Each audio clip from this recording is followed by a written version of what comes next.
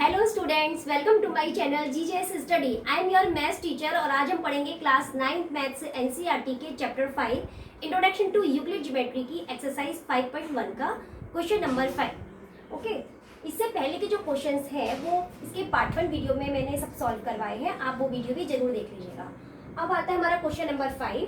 Question number 5 में हमें दिया है in question 4 point C is called a mid point of line segment A B and prove that every line segment has one and only one midpoint। इससे पहले का जो question था तो उसमें हमें एक लाइन सेगमेंट दिया गया था इस तरीके से ए और बी। ओके, और सी जो था इसका मिड पॉइंट था, तो C is the mid point of the line segment A B. तो हमें यहाँ पे ये प्रूफ करना है कि ये जो हमें मिड पॉइंट दिया गया है इसके अलावा भी और कोई मिड पॉइंट होता है या केवल यही एक मिड पॉइंट होता है ना। तो हमको इस क्वेश्चन में ये प्रूफ करना है कि it has only one and only one mid point of a line segment A B. Okay, तो हम ऐसा सोचते हैं, हम ये सोच लेते हैं कि इसका एक मिड पॉइंट नहीं होता, it has two mid point. हम ये एज्यूम कर लेते हैं, हम नहीं मानते एकदम से एक बार कि किसी भी लाइन सेगमेंट के केवल एक ही मिड पॉइंट होता है।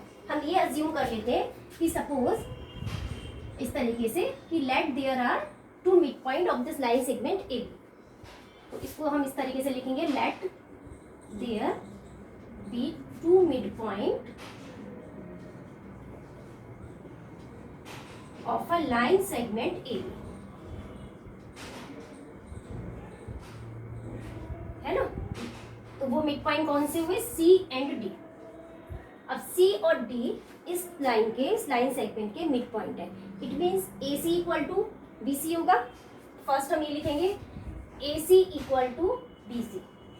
मिड पॉइंट है तो दोनों लाइन सेगमेंट को दो इक्वल पार्ट में डिवाइड करेगा, इसलिए AC equal to BC first. And second में हमें बोला है D is the mid point, then AD equal to D। ये हमें इस तरीके से दो हमने इक्वेशन बना ली। अब ये हम ये लेकर चलते हैं कि if C is the mid point, अगर C is the mid point है तो वन पहले हम इसको लेकर चलते हैं C को, और फिर सेकेंड टाइम में हम D को लेकर चलेंगे। तो हम फर्स्ट में लिख लेते हैं लेट, इसे लिखेंगे if C is the mid point, अगर C मिड पॉइंट है then AC equal to BC। Okay, first में हमने लिखा है AC equal to BC if C is the mid point. अब हम क्या करते हैं, थोड़ी सी हमें ट्रिक लगानी पड़ेगी। हम ऐसा करते हैं, हमें पता है कि अगर equals are added to both side then the जो भी हमें रिमाइंडर मिलता है वो हमारा इक्वल ही होगा, है ना। तो इसमें अगर हम ऐसा करते हैं कि हम AC के संग AC को ही प्लस कर देते हैं, AC add on both side BC plus AC। तो इस तरीके से जो हमें ये इक्वेशन मिली उसमें हमने AC को दोनों साइड ऐड कर लिया।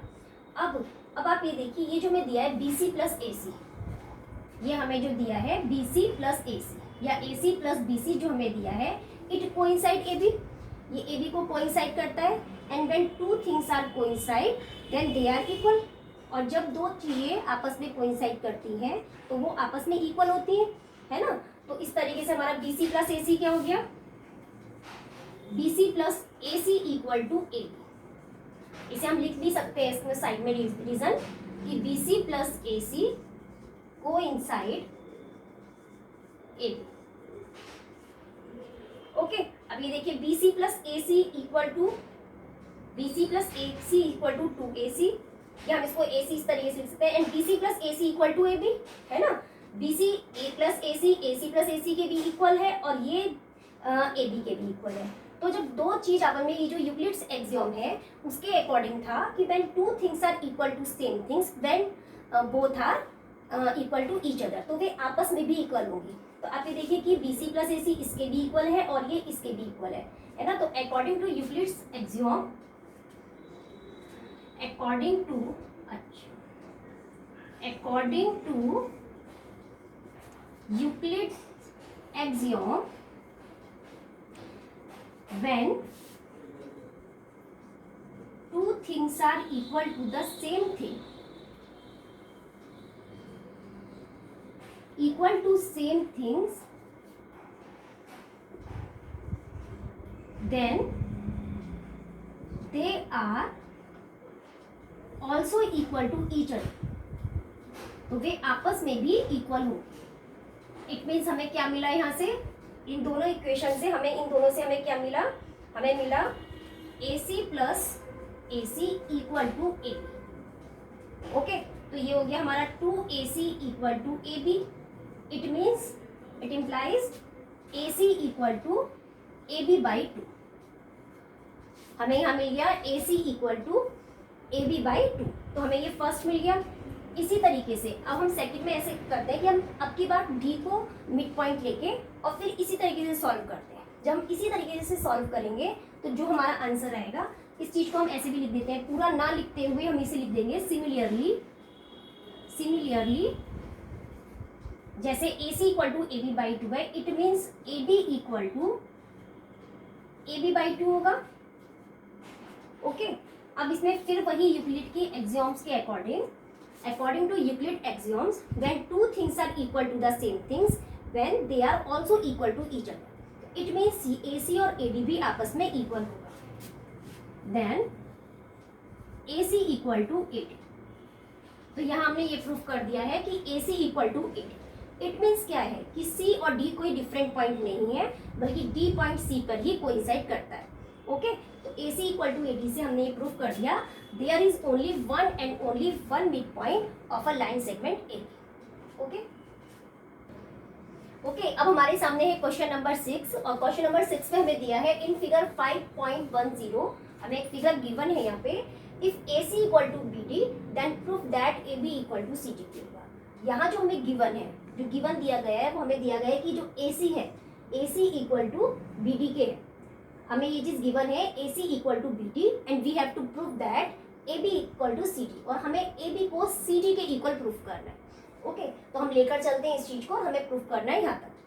तो इसमें हम लेते हैं, हमें क्या चीज गिवन है, AC equal to BD। AC equal to BD है। अब आप ये देखिए, ये जो AC है, ये AC है, ये किसके इक्वल हो सकता है, AB प्लस BC के, है ना, क्योंकि इसमें ये B बीच में पॉइंट दिया गया है, तो दोनों को ज्वाइन करके हमें AC मिलेगा। तो हम इसे लिख सकते हैं AB प्लस BC। ओके, हमें यहाँ पे इसको वन डाल लेते हैं। अब सेकंड में जो हमें BD दिया गया है, देखिए जो BD दिया गया है, ये BD किसके इक्वल है, ये BC प्लस CD के इक्वल है ना, तो हम इसको भी ऐसे लिख लेते हैं, BD equal to BC plus CD।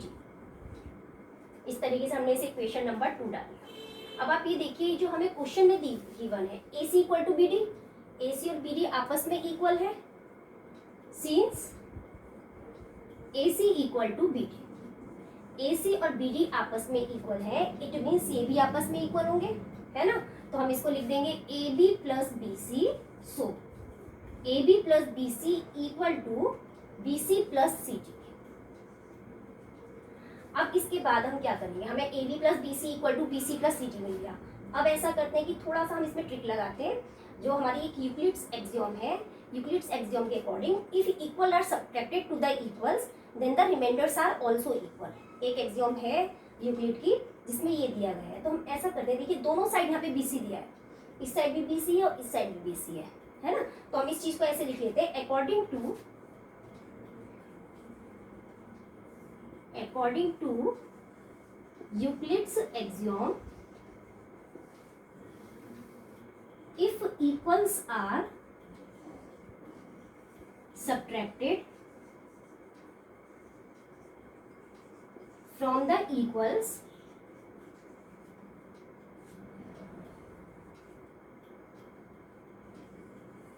then the remainder, जो रिमाइंडर होता है वो भी इक्वल ही होता है, then the remainders are also equal। Okay, तो हमने यूक्लिड की एक्सियोम्स को यूज करते हुए यहाँ पे इसको अप्लाई करते हुए हम ऐसा करते हैं, subtract BC from both side, दोनों साइड से हम BC को सब्ट्रैक्ट कर लेते हैं, तो हमें क्या मिलेगा, AB plus BC minus BC equal to BC plus CD minus BC। हमने इसे सब्ट्रैक्ट कर लिया, सब्ट्रैक्ट करने पे हमें क्या टर्म मिलेगी, AB इक्वल टू CD। तो हमें यही चीज तो प्रूफ करनी थी, AB इक्वल टू CD के, तो हमने इस तरीके से यहाँ पे इसको प्रूफ कर लिया, हेंस प्रूफ। ओके, आप इसे नोट डाउन कर लीजिए। ओके स्टूडेंट्स, अब लेते हैं इसका fifth question number 7, question number 7 में हमें दिया है why is axiom 5 in the list of Euclid's axiom considered a universal truth. और इसमें हमें ये दिया है कि जो यूक्लिड्स के एक्सियोम्स हैं, आपको ध्यान देना है कि एक्सियोम्स नंबर 5 है, यहाँ पोस्टुलेट्स की बात नहीं हो रही है, एक्सियोम्स 5 की बात हो रही है। तो जो एक्सियोम 5 है यूक्लिड्स का, तो उस पर जो हमें एक्सियोम दिया गया है, तो ये क्यों समझा जाता है कि it is a universal truth, इसे यूनिवर्सल ट्रुथ बोला जाता है। एंड फिफ्थ एक्सियोम क्या है यूक्लिड का?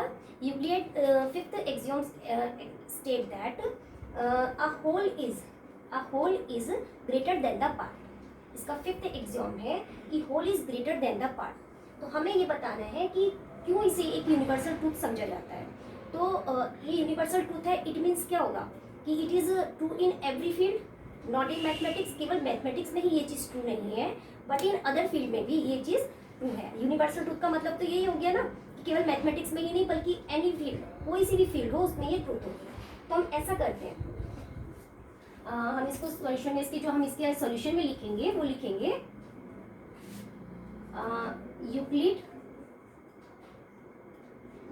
Euclid's fifth axiom state that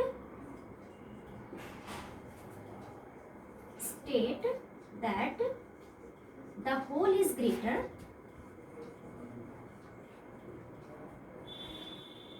greater than the part से जो पूरी चीज होती है वो पार्ट से हमेशा बड़ी होती है। Okay, it is universal truth.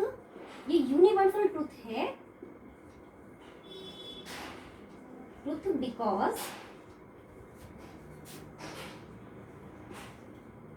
It is true every field, क्योंकि ये हर फील्ड के लिए ट्रू है। तो हम ऐसा करते हैं कि एक हम ले लेते हैं मैथमेटिक्स की फील्ड और एक हम ले लेते हैं, कोई भी सब्जेक्ट ले सकते हैं, हम एसएसटी की फील्ड ले लेते हैं, है ना। तो उसमें हम ये मान लेते हैं लेट, अगर हम मैथमेटिक्स की फील्ड लेते हैं तो हम उसमें क्या मान लेते हैं, let T be the whole quantity. कोई भी हमारे पास एक क्वांटिटी है और उसको हमने टी मान लिया, है ना। और एक्स वाई जेड को एक्स वाई जेड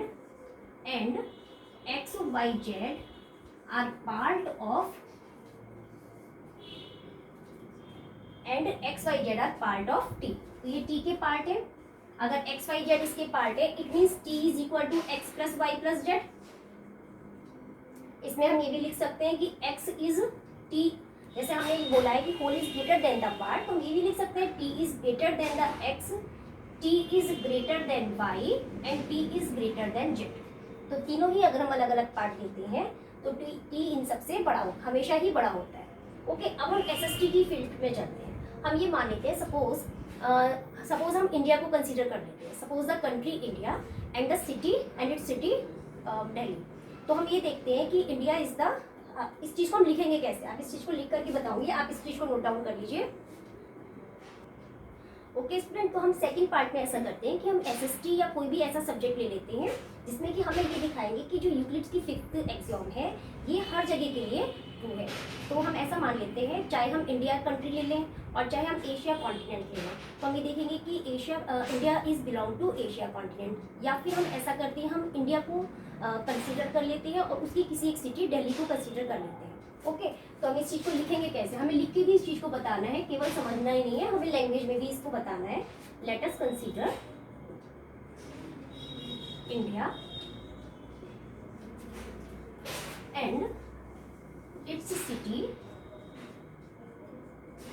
या इट्स कैपिटल दिल्ली। अगर हम इंडिया और दिल्ली को देखते हैं तो हमें देखते हैं कि दिल्ली बिलोंग्स टू इंडिया, है ना। तो हम इस चीज़ को लिखेंगे कि Delhi belongs to India, Delhi belongs to India and it is a part of India। और ये इंडिया का पार्ट है, it is a part of India। अगर ये इंडिया का पार्ट है, it means क्या होगा, ये दिल्ली सिटी जो है वो इंडिया से छोटी होगी, है ना। तो हम इस चीज को इस तरह ऐसे लिखेंगे, and it is a part of India, that's why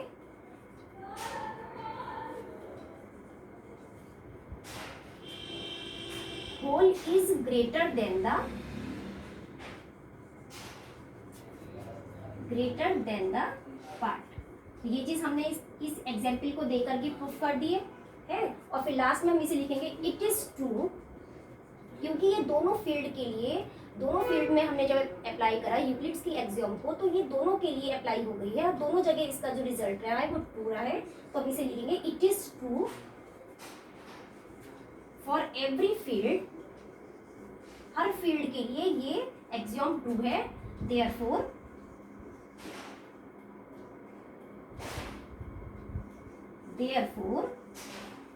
this axiom is universal truth.